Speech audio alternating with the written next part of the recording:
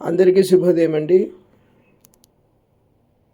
ఈ ఆషాఢ శుద్ధ పాడ్యమి నుంచి ఆరంభమైన వారాహి నవరాత్రుల్లో 3వ రోజుకు చేరుకున్నాము. ఈరోజు ప్రదోషకాల పూజ జరిగింది. తదుపరి బ్రహ్మశ్రీ ముప్పవరపు వెంకట సింహాచల శాస్త్రి గారిచే అమ్మవారి నామాలకి ఎంత ప్రాముఖ్యత ఉన్నది, దాని యొక్క విశిష్టత అద్భుతంగా చెప్పబడిందండి. మీరందరూ కూడా చక్కగా విని అమ్మవారి ఆశీర్వచనములు పొందండి. Thank you very much for watching my video. Thank you. జన్మాంతర మహా దుఃఖాన్ని లిప్త కాలంలో నాశనం చేయగలగటమే కరుణ. దయంటే అంటున్నారు, అది కూడా గొప్పదే, కొంచెం టైం పడుతుంది. కరుణాతరంగి తాక్షి. చేతిలో ఏమున్నాయన్నా 4 చేతులు ఉంటాయి దేవతలందరికీ కూడా. మన కర్మ మనకి 2 ఉన్నాయి. అసలు కర్మగా మనకి 4 చేతులు వస్తే మీరు యజ్ఞం చూడటానికి వస్తారా? నేను సంభాషణకు వస్తాను. నేనే మా ఇంట్లో టెంపుల్ పెడతా, ప్రోటోకాల్ టికెట్లు పెడతా, సుప్రభాతం స్పెషల్ ఎంట్రీ పెడతా. నాకు ఇష్టమైతే 2:30 లేపుతా దేవుణ్ణి. ఈ 4 చేతులు ఉంటే మనం మెరగలుగుతాము. మానవుడికి ఎందుకు 2 చేతులు ఉన్నాయి, భగవంతుడికి ఎందుకు 4 చేతులు ఉన్నాయి అంటే, మనకి 2 చేతుల్లో ఏమిటి విశేషం అంటే పెద్దలు చెప్పారు. ఒకటి అర్థము, రెండవది కామం, ఇంతే. మరి భగవంతుడికి 4 ఏమంటున్నారు? ధర్మ, అర్థ, కామ్య, మోక్ష. ఆయన ఈ పురుషార్థాలు 4 ఇస్తారు. మనం 2 ఉంటే చాలని ఏడుస్తూ ఉంటాం. అందుకనే డబ్బుందా, ఉంది. కోరికలు తీరాయా, తీరలేదు. మరి కోరికలు తీరినప్పుడు డబ్బుంది, ఏం లాభం? ఏం లాభం లేదని సంపాదించిన తర్వాత తెలిసింది. అప్పుడు ఏదో మిగులుతుంది. అంతే. అంటే అర్థకామాల కోసం అల్లాడేటువంటి వాడికి ఎప్పుడూ ఏడుతూనే ఉంటుంది. వాడికి సుఖం లేదు. ధర్మ మోక్షాలకు ప్రయత్నం చేయాలి. అందుకనే పరమేశ్వరి 4 భుజాలతో ఎందుకు ప్రకాశిస్తున్నది అంటే, ఒరే అర్థకామాలే గొప్ప కాదు, ధర్మ మోక్షాలు కూడా గొప్పవి. మీరు నన్ను అడిగితే నేను ఇస్తాను. అందుకనే ధర్మ, అర్థ, కామ్య మోక్షాలు ఇవ్వడానికి ఆవిడ 4 చేతులు ధరించి. అందుట్లో ఏమున్నాయి ఆయుధాలన్నా? భృత పాశాంకుశ పుష్పబాణ చాప. ఒక చేతిలో పాశము, ఒక చేతిలో అంకుశము, ఒక చేతిలో చాపము, ఒక చేతిలో పుష్పబాణములు. ఆ పుష్పబాణం అనిమాది భిరావృత అంటే ఈ 8 సిద్ధులు ఏవైతే ఉన్నాయో, అనిమ, మహిమ, గరిమ, ఇవన్నీ మనకి ఖడ్గమాలలో వస్తాయి. ఎనిమా సిద్ధేన్మా, లఘిమా సిద్ధేన్మా, గరిమా సిద్ధేన్మా, ఈసిత్వ సిద్ధేన్మా, వసిత్వ సిద్ధేన్మా, ప్రాకామ్య సిద్ధేన్మా. అయితే ఇవన్నీ చాలా చాలా తక్కువట.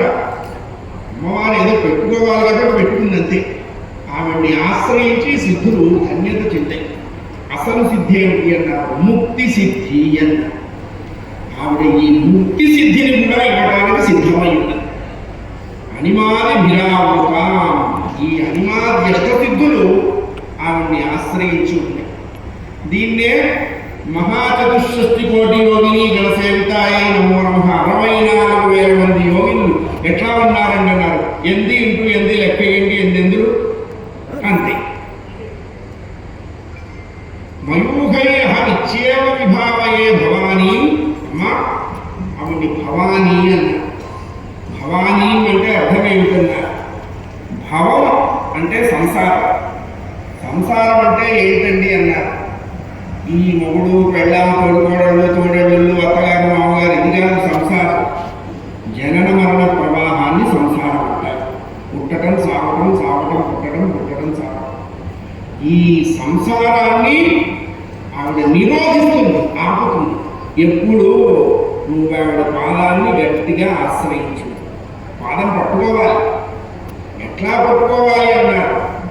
2 న్యాయాలు చెప్పారు. మొదటిది మర్కట కిశోర న్యాయం, రెండవది మార్జాల కిశోర న్యాయం. మొదటిది నువ్వు చెయ్యాలి అంటే, కోతికి పిల్ల మీద శ్రద్ధ ఉండదు.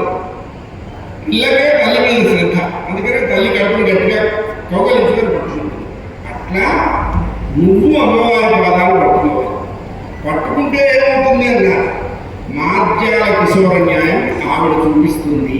ఎట్లా అన్నారు, పిల్లికి తన పిల్లల మీద చాలా శ్రద్ధ, చాలా జాగ్రత్తగా నోడుతూ అట్లా పట్టుకుని వాటిని ఏ రెండు మారుస్తుంది, వాటికి ఇబ్బంది కలగకుండా. మొదటి ధర్మాన్ని నువ్వు ఆచరిస్తే రెండవ ధర్మం అమ్మవారు చేసి చూపిస్తుంది. భవానీ ఈ సంసారాన్ని ఆవిడే ఉద్ధరిస్తుంది. జనన వల్ల ప్రవాహాన్ని ఆవిడ నిరసిస్తుంది, నిరోధిస్తుంది. ఎప్పుడు నిరోధిస్తుంది అన్నారు, అమ్మా యా దేవి సర్వభూతేషు శక్తి రూపేణ సంస్థిత నమస్తస్యై నమస్తస్యై నమస్తస్యై నమో నమః. యా దేవి సర్వభూతేషు జ్ఞాన రూపేణ సంస్థిత నమస్తస్యై నమస్తస్యై నమస్తస్యై నమో నమః. ఓ తల్లి, ఈ చరాచర జగత్తులో ఆ బ్రహ్మకీట జనని పిపీలికాది బ్రహ్మ పర్యంతం నిండి ఉన్నది నీవే అనేటువంటి దృఢమైనటువంటి జ్ఞానాన్ని మనం పొందినప్పుడు, ఆ జ్ఞానం వైపు మనం తిరిగినప్పుడు మనకి జన్మ లేకుండా చేస్తాం. భవాని ధ్యాయే పద్మాసన స్థానం. ఆవిడ పద్మం మీద కూర్చుంటుంది కదా. ఎందుకంటే పద్మం మీద కూర్చోవడం అన్నారు, మిగతా ఏ పుష్పాలకి లేనటువంటి విశేషం పద్మాలకు ఉన్నది. ఎందుకున్నది అన్నారు, ఆ పద్మం పుట్టేటువంటి ప్రదేశం బురదలో పుట్టింది. బురదలో పుట్టినప్పటికీ ఆ బురద కింద ఎండ్రకాయలు ఉంటాయి, కప్పలు ఉంటాయి, మండ్రగబ్బలు ఉంటాయి, తేళ్లు ఉంటాయి. ఇన్ని పనికిమాలిన జీవులు ఆ బురద కింద ఉన్నప్పటికీ ఆ పద్మం వీటి వేటిని అంటించుకోకుండా తాను ఎక్కడ ఎవరి పీఠంగా ఉండాలో నిర్ణయించున్నది. కాబట్టి ఆ పద్మం మీద అమ్మవారు కూర్చున్నది. మనం కూడా అలాగే ఉండాలి. చాలా వరకు అప్పుడు కుదిరిందండి ఆ కాలం, ఇప్పుడు కుదురుతున్నదా? ఇప్పుడు ఏం చేస్తాం?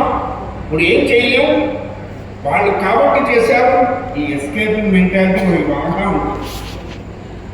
కలిలో మానవులు ఎంత దుర్మార్గులు అంటే, పుణ్యం చేయకుండా పుణ్యం కోరుకుంటారు, పాపం చేసి పాపం ఉంటారనుకుంటారు. వాళ్ళకు కుదిరింది, మనకు కుదరలేదు. పిచ్చి మాట. అప్పటికి 12 గంటలే ఉదయం, 12 గంటలే అస్తమానం. అప్పటికి 15 రోజులు శుక్లపక్షం, 15 రోజులు కృష్ణపక్షం. ధర్మంలో మారలేదు, సత్యంలో మారలేదు, ఋతువులేమీ మారలేదు. మరి మానవుడి మస్తిష్కం ఎందుకు మారింది అంటే, వీడికి లౌల్యం ఎక్కువ. తొందరగా ఇన్స్టెంట్ రిజల్ట్ రావాలి. ఇన్స్టెంట్ రిజల్ట్ గూగుల్ పేలో, ఫోన్పేలో వెళ్ళిపోవాలి. చెక్కు రాయడం, బ్యాంక్ కలెక్షన్కి వెళ్ళడం, 2-3 రోజులు పట్టడం, వీడు ఒప్పుకోవడం ఇమీడియట్గా. చాలా తొందరగా. మరి మన చిన్నప్పుడు మనం గానం చేసుకోవాలి అంటే మన వాళ్ళు ఏం చేసేవాళ్ళు, పొద్దున కూడా మినపప్పు వచ్చేవాడు, పొట్టుపప్పు. దాని ఉప్పది కాదు, అది ఎంతసేపటికి మధ్యాహ్నం దాని మొహం మినపట్ల వేస్తాం. సాయంత్రం ఇంత పెద్ద రోజు కూర్చొని 4 పడి గొడవలు పోయేట్టుగా రుబ్బి ఆ కట్టెల పొయ్యి మీద కాలిస్తే రుబ్బిన వాడు 2-3 రుబ్బుతాయి. పంపలో ఉన్నవాడు మొత్తం కాలిస్తారు. పొద్దున మినపప్పు పోస్తే సాయంత్రానికి గారెలై వేయే వెనకటి రోజుల్లో మరి ఇప్పుడు అంత ఉందా?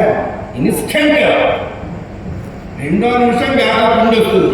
ఆ పిండి వచ్చి మళ్ళా పై వెలిగించి సిమ్లో పెట్టమ్మా అంటే కూడా అడిగింది. సిమ్ 1 సిమ్ 2 నా అత్తయ్య మీకు ఇవ్వాలి పాకరత్నాలు. ఇప్పుడు అది కూడా లేదుగా. స్విగ్గీ, జొమాటో, టమోటా, ఈ దెబ్బతో నుఠా అయిపోయింది. ఇప్పుడు ఎంత ఇన్స్టెంట్ అందరికీ. ఫలితం కూడా ఇలాగే రావాలనుకుంటారు. ఎట్లా వస్తుందండి? ఎట్లా వస్తుంది? భగవంతుని దృష్టి పడాలి అంటే మనం చేసేటువంటి సాధన సావో రేవో అన్నట్టుగా చేయాలి. రెండో విషయ వాసనల మీద మన మనస్సు పోకూడదు. అటువంటి విషయ వాసనలు పెరుగుతున్నప్పటికీ మనస్సు దృఢంగా ఉంటున్నది పద్మం. అందుకనే అమ్మవారు ఆ పద్మం మీద కూర్చుంది. నీకు కూడా అబ్బాయి విషయవాసనలు ప్రపంచంలో ఉంటాయిరా. ప్రపంచంలో జ్ఞానమే ఉండదు. జ్ఞానము అజ్ఞానము రెండూ కలుపుతూ ఉంటాయి. సముద్రంలో అలలు తగ్గిన తర్వాత స్నానం చేద్దాం అనుకున్నవాడు ఎంత చవటో, విషయవాసన లేని ప్రపంచంలో బ్రతుకుదాం అనుకున్నవాడు అంత సొంతే. విజయం చేయాలి. విషయవాసన వైముఖ్యుడివి కాంట. క్షీరనీర న్యాయం, పాలు నీళ్లు కలిపి హంసకిస్తే హంస పాలు మాత్రమే స్వీకరిస్తుంది, నీళ్లు వదిలేస్తుంది. కాబట్టి భగవంతుడు కూడా మనకు ఆ ధర్మం ఇచ్చాడు. ఏమిటి ఇచ్చాడన్నాడు? యుక్తము అయుక్తము, డజంట్స్, చెయ్యవలసినవి చెయ్యకూడదు. కాబట్టి ప్రపంచాన్ని తప్పు పెట్టాల పెద్దలు. ప్రపంచంలో అందరూ ఉంటారు, అందరూ ఉన్నది కాబట్టే దీన్ని ప్రపంచం అన్నారు. ఇటువంటి ప్రపంచంలో నువ్వు ఎలా ఉండాలి అన్నారు. విషయ వాసనలు తొక్కుతున్నా వాటిని తోసేసేయాలి బయటికి. ఎట్లాంటి వాసనలు వస్తున్నాయి, వస్తున్న వాటిని వస్తున్నట్టు exit, entry exit, entry exit, entry exit. ఎట్లా ఉండాలి? మనస్సు వెళుతూ ఉంటుంది. ఈ వెళుతున్నటువంటి మనస్సుని ఒక్కసారి మనం చూడాలి, మనం గమనిస్తే అది ఆగిపోతుంది అన్నారు. ఎట్లా ఉన్నాడు? తల్లి లోపల వంటింట్లో పనిచేసుకుంటున్నది, గడియేసేసింది. పిల్లవాడు చిన్నవాడు, వాడు మెల్లగా గడియ తీస్తాడు. ఆ మెల్లగా తీసిన గడియ చొప్పు వాడు గడుపుతుందే వెంటనే అయిపోతాడు. అట్లాగే వెళుతున్నటువంటి మనస్సుని మనం గమనించడం మొదలు పెట్టేటప్పటికల్లా ఆ మనస్సు వెళ్ళటం ఆగిపోతుంది. దానికి ఇంకో దరిద్రపు లక్షణం ఉంది. మన ఏ మనుష్యాణం కారణం బంధమోక్షయో, బంధానికి కానీ మోక్షానికి కానీ ఈ మనస్సే కారణము. బంధం ఎప్పుడవుతుంది అన్నారు? మమ అనుకుంటే బంధం అన్నారు. మోక్షం ఎప్పుడు అన్నారు? నా మమ అనుకుంటే మోక్షం అన్నారు. అంటే 2 అక్షరాల బంధం, 3 అక్షరాల మోక్షం. ఎటువంటిదన్నా ఒక చిన్న ఉదాహరణ చెప్తాం. ఓ ఇద్దరు చెరువు వెనకట్లో బావులు ఉండేవి, ఇప్పుడు బావులు లేవు, బోర్లేగా. ఆ బావి గట్టు మీద పెట్టాము, కర్మగాల చెరువు బావిలో పడ్డాం. పడేటప్పటికల్లా మనకి దుఃఖం వస్తుంది. అయ్యో ఎప్పటి చెరువు, ఎన్నాళ్ళ చెరువు, మా ముట్ట మా తాత మా చెరువుతో మంచిగా తాగింది, మా మాయన తాగింది, నేను తాగాను. మొత్తానికి ఆ చెరువు బయటికి తీసుకొచ్చేంత వరకు నానా చావులు తెచ్చి దాన్ని తెస్తాం. తెచ్చేటప్పటికల్లా బావిలో పడ్డ చెరువు నల్లగా కమిలి మకిల పెట్టుకుంటుంది. ఎందుకు పెట్టింది అన్నారు? ఇక్కడ 2 వాటి ధర్మాలు చూపించినాయి. బావి నీరు ఉప్పగా ఉంటుంది కాబట్టి ఈ ఉప్పుతో ఈ ఇత్తడి కలిసేటప్పటికల్లా మకిలి పట్టింది అన్నారు.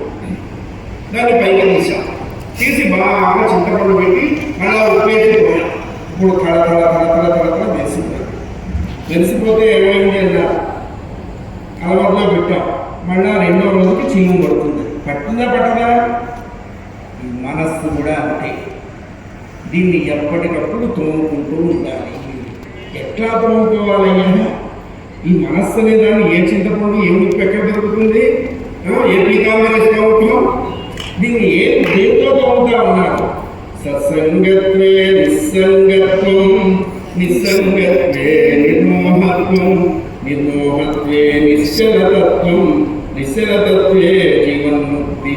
భజ గోవిందం భజ గోవిందం, గోవిందం భజ ముఠమతే. నాయన ఓల్డేజ్ వచ్చిన కొద్దీ ఓల్డేజ్ రాబోతూ ఉంటుందిరా, కొంచెం జాగ్రత్తగా ఉండాలి. అప్పుడు ఏ సోలార్లు పనిచేయవు, ఏ ఇన్వర్టర్లు పనిచేయవు. ఎదురుగా ఉన్నవాడు 3 కనపడుతుంటారు. కళ్ళతోడు తుడుస్తూ ఉంటాం. కళ్ళతోడు తుడిస్తే లాభం ఏమిట్రా? కళ్ళు తుడుచుకుపోయినాయి, లాభం లేదు. ఇవన్నీ సాధన మీద మనం సాధించవలసినటువంటి విషయాలు.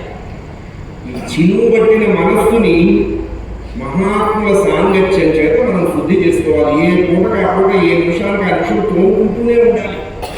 తోముకోకపోతే ఒక పెద్ద డస్ట్బిన్ తయారైపోతుంది. మనం ఏదో డస్ట్ బయట ఉందని తడి చెత్తకి బ్లూ బకెట్, పొడి చెత్తకి గ్రీన్ బకెట్, అసలు చెత్తంతా లోపలేదు. ఈ చెత్తకి బకెట్లు చాలు. ఈ చెత్త తీయాలి అంటే పెద్ద అవేమిటి పగలగొట్టే వస్తుంటాయి జేసీబీలుగా. అందుకనే విషయవాసనలు నిన్ను చుట్టుముడుతున్నప్పటికీ నీ డెస్టినేషన్ ఏమిటి? నేను భగవంతుణ్ణి ఆశ్రయించాలి, భగవంతుడు తప్ప నాకు ఒక దిక్కు లేదు అనేటువంటి దృఢమైన స్థితి పద్మంలాగా నీవు కలిగి ఉంటే ఆవిడ ఝాయే పద్మాసనస్థ, తప్పకుండా నీ హృదయ పద్మంలో కూర్చుంటుంది అమ్మవారు. అందుకనే అంతర్ముఖ సమారాధ్య ఎప్పుడు కూడా అంతర్ముఖం అవ్వాలి. అంతర్ముఖం ఎప్పుడవుతావు? బయట వైపు చేసినటువంటి సాధన వల్ల మనకు అంతర్ముఖత్వ స్థితి కలుగుతుంది. వికసిత వదనం పద్మపత్రాయతాక్షి హేమాభాం పీతవసన కరకలిత సభ్యేమ పద్మాంబరాన్ని ఇవన్నీ చెప్పారు. అటువంటి ఈ మహాచండీయాగం, అయుత చండీయాగం అని ఇవాటి వరకు పారాయణం జరిగాయి. 13 అధ్యాయాలు ఈ చండి, ఈ నవాక్షరి మంత్రం, ఇందులో చాలా విశేషం ఉంది. దీని గురించి దేవీ భాగవతంలోనే ఒక మంచి సుప్రసిద్ధమైనటువంటి చరిత్ర కూడా చెప్తారు. గోభిందుడు అనేటువంటి ఒక మహానుభావుడు మంచి సంతానం కోసం యజ్ఞం చేస్తాడు. ఆ యజ్ఞంలో హోత, ఉద్గాత, అధ్వర్యు, వశిష్ఠులు అని నలుగురు ఉంటారు. అందులో హౌత్రానికి వచ్చినటువంటి వాడు ఈ మంత్రాలను ఉచ్చరిస్తున్నప్పుడు ఇవందరికీ వస్తాయి. ఒక్కొక్కప్పుడు గుడగడలో నిలుగుతాం, ఒక్కొక్కప్పుడు పెద్దగా చెప్తాం, ఒక్కొక్కప్పుడు మర్చిపోతాం. ఇవన్నీ వాచాదోషాలు, క్రియాదోషాలు, కల్పాదోషాలు, సంకల్ప దోషాలు, ఇవన్నీ అపచారాలే. అపచారాల కంటే అపచారాలు ఎక్కువైనాయి. అయినప్పటికీ ఆవిడ సరే స్వామిని అని ఏడుస్తున్నాడు, వాళ్ళందరూ కాదని వదిలేస్తుంది. ఎందుకంటే దయలు అంతకంటే దయగలిగిన తల్లి లేదు. పిల్లవాడు ఎట్లా ఉన్నా సరే స్వామిని అనుకుంది. ఆవిడ కూడా అంతే. మరి ఆ బ్రహ్మగీత తినని ఒకళ్ళ ఇద్దర ఎన్ని లక్షల కోట్ల మందికి తల్లి ఆవిడ. ఆ అవతరం చేయడానికి వచ్చినటువంటి వాడు పొరపాటుగా ఉదాత్తంగా చెప్పవలసిన స్థలాన్ని అనుదాత్తం చేసి చెప్పారు. ఆ కర్త కూడా పండితులే. అందుకని పండితులైనటువంటి కర్తలు కూర్చుంటే కార్యక్రమం సజావుగా సాగదు. ప్రధాన విషయం అక్కడే, ఇది ఇక్కడే, అది ఇక్కడే, ఇది ఇక్కడే, ఇది దెబ్బతో జలం ఎక్కడ పండించం ఉండొచ్చు.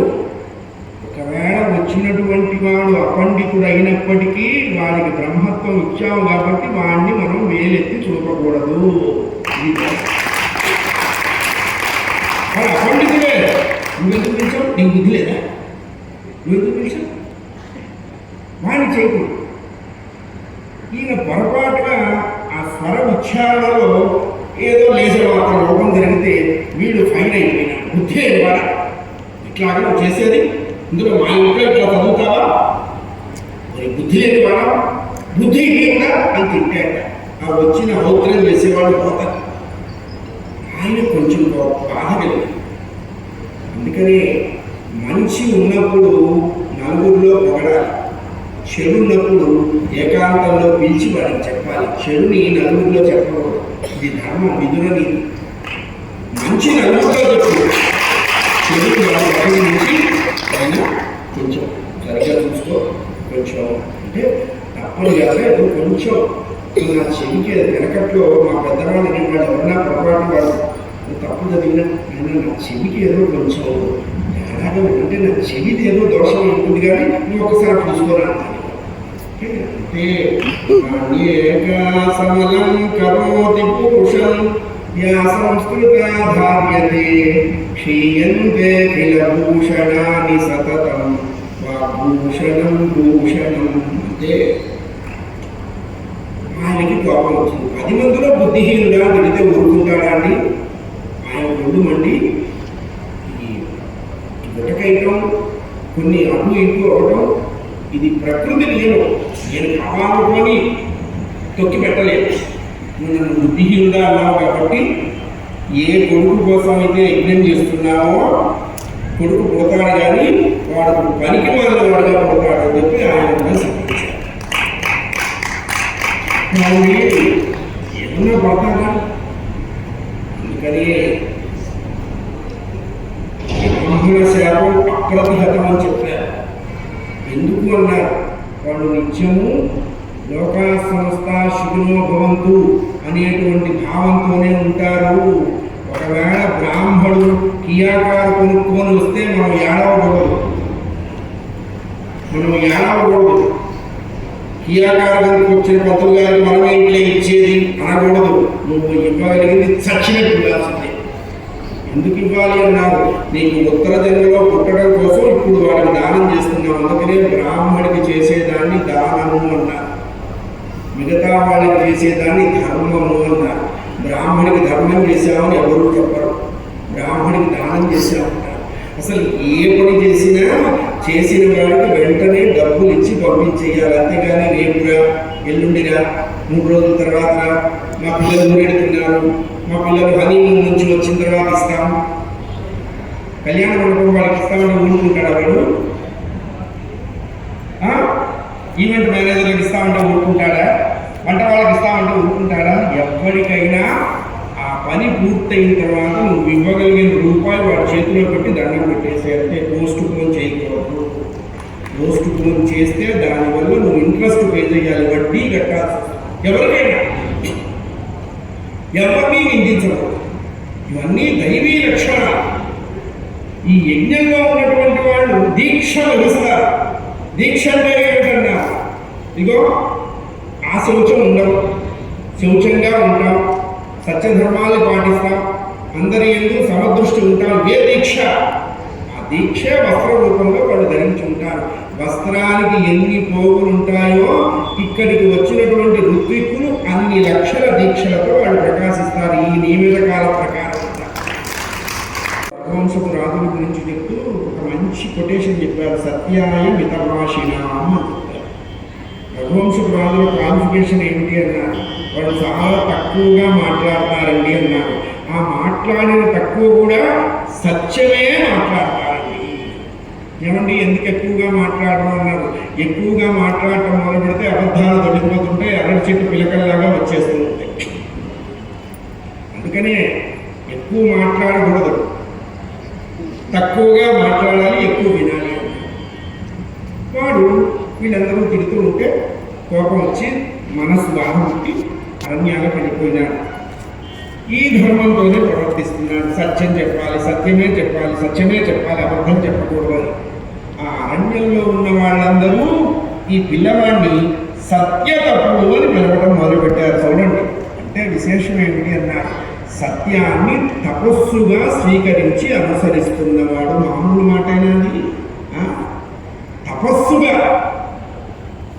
మనకు కూడా ఉంటుంది, కోర్టులకు వెళ్ళే వాళ్ళకి బాగా తెలుస్తుంది. బెంచ్ మాస్టర్ చెప్తాడు, దేవుని ఎదురు ప్రమాణం చేసి అంతా నిజం చెప్తాను, అబద్ధం చెప్పను అంటాడు.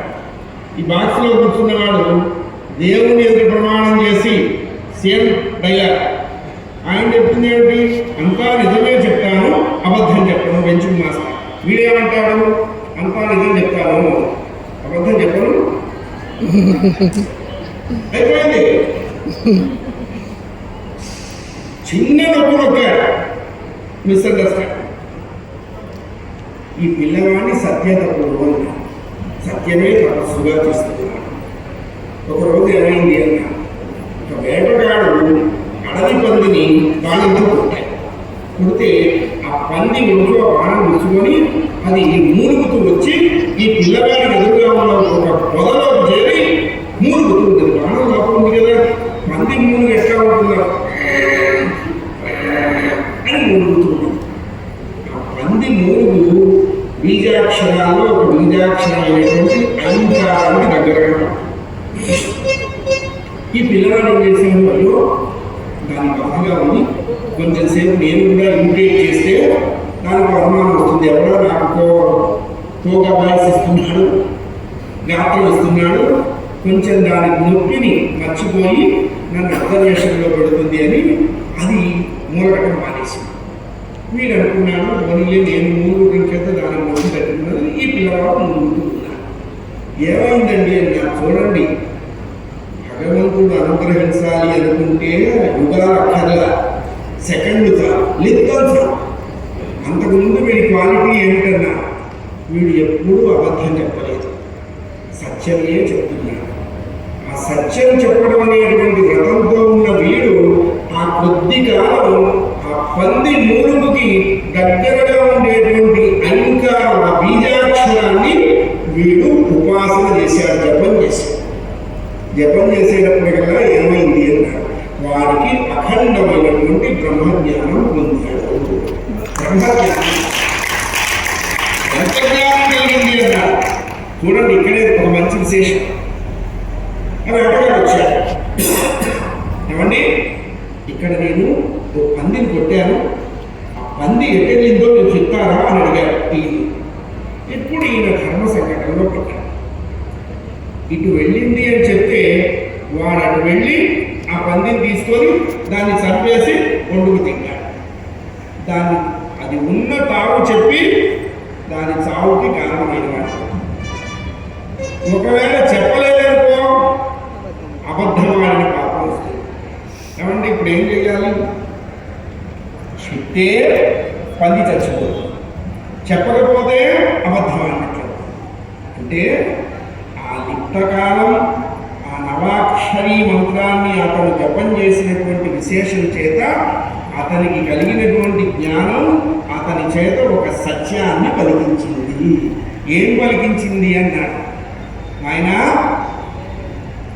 ఏది చూస్తుందో అది మాట్లాడలేదు, ఏది మాట్లాడుతుందో అది చూడలేదు, నన్ను ఏం చేయమంటావా అని చెప్పాడు. చెప్పండి,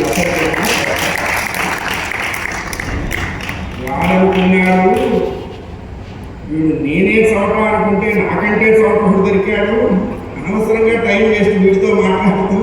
అంటే వేదాంతం ఎక్కకపోతే ఏమిటో చెప్పే వాళ్ళకి తెలియలేదు, వినే వాళ్ళకి అర్థం కాలేదు.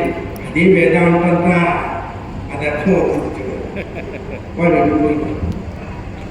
చివరికి ఏమైంది అన్నా, ఎక్కడైతే పంది హుంకరిస్తూ ఉన్నదో ఆ ప్రదేశంలో ఆ జగజ్జనని వారాహి రూపంతో ఉద్భవించింది. ఉద్భవించి వారిని అనుగ్రహించింది. అక్కడ ఆ అమ్మవారిని స్తోత్రం చేస్తూ ఆ సత్యతప్పుడు అనేకమైన శ్లోకాలు చెప్పినటువంటి దాఖలా ఉంది. అటువంటి వారాహీదేవి యొక్క గుప్త నవరాత్రులు. వారాహి అంటే స్త్రీ రూపంలో అమ్మవారు ఆ రూపంలో కనపడుతున్నది. పురుష రూపంలో ఎవరు అన్నారు? ఈ సమస్త భూమి సముద్రంలో కుంగిపోయినప్పుడు ఆ భూమిని ఉద్ధరించినటువంటి వరాహమూర్తే వారాహి రూపంలో స్త్రీగా దర్శనమిస్తున్నారు. ఆది వరాహస్వామి ఆయనే భూమి ఉద్ధరణ, ధరణి ఉద్ధరణ మూర్తి. అటువంటి గుప్త నవరాత్రులు ఇక్కడ జరుగుతూ ఉన్నాయి. చక్కగా చండీయాగం ఇంతమంది ఇవాటి వరకు పారాయణలు చేశారు. రేపటి నుంచి చక్కగా హోమాలు జరుగుతాయి. యజ్ఞము యాగము అంటే ఏంటన్నారు? ఏ విధమైనటువంటి కోరికలు లేకుండా చేసేదాన్ని యజ్ఞం అన్నారు, ఏదో ఒక మిష పెట్టుకొని చేసేదాన్ని యాగం అన్నారు. మనకేం కోరికలు ఉంటాయండి? మీరంతా బాగుంటే నేను బాగుంటా, మీరంతా బాగుంటే మళ్ళీ వచ్చే సంవత్సరం చేస్తారు, వచ్చే సంవత్సరం చేస్తే నన్ను పిలుస్తారు, అందరే నేను రిజర్వేషన్ టికెట్ ఇచ్చేస్తాను. అంటే అందుకనే చాగయ్య గారు కూడా పురాణి దయచే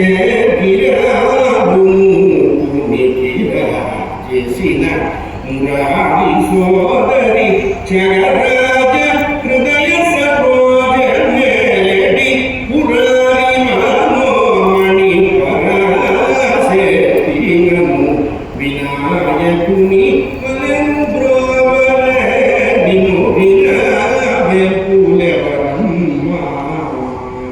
అటువంటి ఆ తల్లి మనందరికీ ఏది కావాలి, మనందరికీ అల్టిమేట్గా ఏం కావాలి అంటే ఆ అమ్మవారి యొక్క దివ్య చరణాలయందు చెడిపోనటువంటి భక్తే మనకు కావాలి.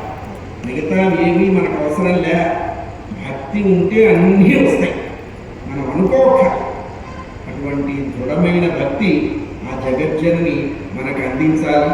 ఈ చక్కని కార్యక్రమం పౌండరీక యాగం చేసినటువంటి వారు వారి యొక్క ఆధ్వర్యంలో జరుగుతూ ఉన్నాయి. అసలు ఆ యజ్ఞాలే చాలా గగన కుసుమ సదృశాలు అయిపోయినాయి. అటువంటి దీంట్లో భగవంతుని అనుగ్రహం వాళ్ళ మీద ఉంది. తద్వారా మనందరి మీదకి వర్షింపజేస్తున్నటువంటి జగజ్జనని వందన మందాలు అర్పిస్తూ చక్కని అవకాశంలో పరమేశ్వరి నామస్మరణ చేసే అదృష్టం కలిగించిన పెద్దలందరికీ కూడా నమస్కరిస్తూ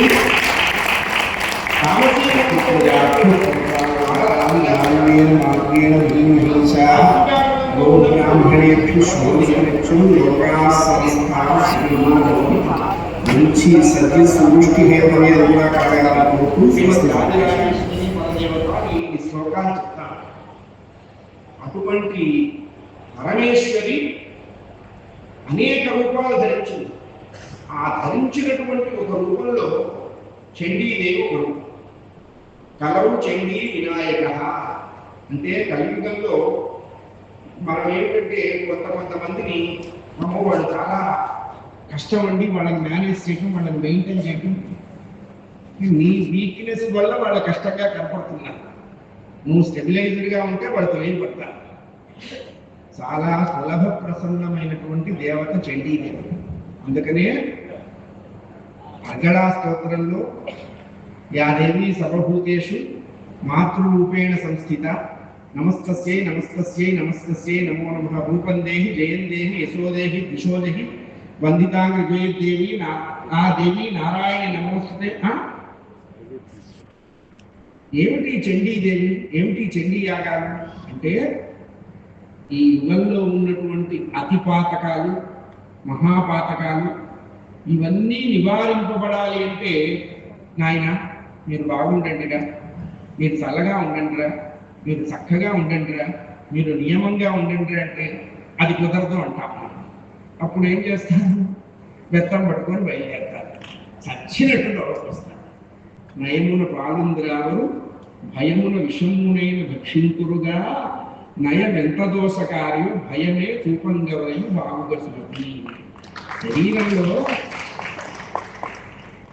ఈ వేలుకి ఏదో చిన్న ఇన్ఫెక్షన్ వచ్చింది, మందులు వేసాం, తగ్గుతుంది అనుకున్నాం, తగ్గల.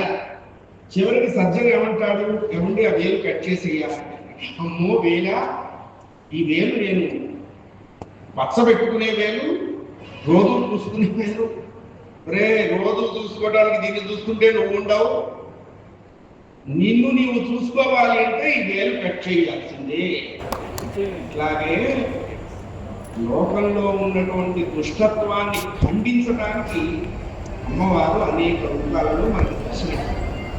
ఆ దర్శనం ఇచ్చినప్పుడు ఆవిడ కొన్ని చోట్ల మహాభయంకరంగా ఉంటుంది, అదే ప్రాంతంలో మహాదయగా ఉంటుంది. భయంకరంగా ఎందుకుంది అన్నాడు. ఆ భయాన్ని ఆవిడ చూపించకపోతే వీళ్ళు బాగుపడరు కాబట్టి భయంగా కనపడుతుంది. నిజంగా ఆవిడకి లేదు, ఆవిడకి క్రోధం లేదు. అందుకనే వాళ్ళందరినీ జితక్రోధులు అన్నారు. జితక్రోధులు అంటే అర్థం ఏంటన్నారు? అభినయించేవారే కానీ క్రోధాన్ని నటుడు వాడి నటన స్టేజ్ పరమేశ్వరుడు కూడా అలాగే. అందుకనే ఆవిడ చెప్తున్నటువంటి స్తోత్రాలు అనేకం ఉన్నాయి. ఖడ్గం చక్ర గదేశు చాపరిగా పూరం భుసుందీశిర ఇన్ని చెప్తారు. అరుణా మనకి బాగా తెలిసినటువంటి శ్లోకం. ఇవన్నీ హృదయం అర్గళ కీలకం, పారాయణ చేసేటువంటి వాళ్ళకి తెలుస్తాయి. మార్కండేయ వాచ ఇవి చేసే వాళ్ళకి తెలుస్తాయి. మరి చేయని వాళ్ళకి ఏం తెలియాలి? చేయని వాళ్ళకి కూడా తెలియాలి కదా. వాళ్ళ కోసం వచ్చినటువంటి శ్లోకాలే అరుణా కరుణాతరంగితాక్షీ ధృతపాశాంకుశ పుష్పబాణ చాప. అంటే పరమేశ్వరి యొక్క స్వరూపాన్ని బ్రహ్మాండ పురాణంలో ఎంత చక్కగా వర్ణిస్తున్నారు. అరుణ అంటే ఉదయిస్తున్నటువంటి సూర్య బింబం ఎంత ప్రకాశమానంగా ఉంటుందో అటువంటి ప్రకాశమానంగా ఉంటుంది అమ్మవారు. అంటే ఇవన్నీ మన మనస్సులో ఒక్కసారి ఈ ధ్యాన శ్లోకాన్ని చదువుకుంటూ మనం కళ్ళు మూసుకుంటే మన ఆల భాగంలో మనం చదువుతున్నటువంటి ధ్యాన శ్లోకం తాలూకు తల్లి యొక్క రూపం మనకి ముద్రితం అవ్వాలి. అలా ముద్రితం అయితేనే మనం చేస్తున్న స్తోత్రానికి సార్థకత కలుగుతుంది. అంతేగాని అరుణాం కరుణా పండితాక్షి ఎవరో వచ్చారు చూడు, ధృత భాషాకుల పుష్పాల జాతం కాశీలు అనిమాది విరావుతానికి ఎక్కడికి తిరిగితే సచ్చేది? మాలాతో కర్మేశ్వరై జీబుతురై ముఖమాహి మనువాతో దశ దిశపురై ఎవతో సువిరన్నాహి. మనస్సు తిరగకూడదు, మాల తిరగాలి, మంత్రం తిరగాలి. మనస్సు ఆ మంత్రం మీద లగ్నమైపోవాలి.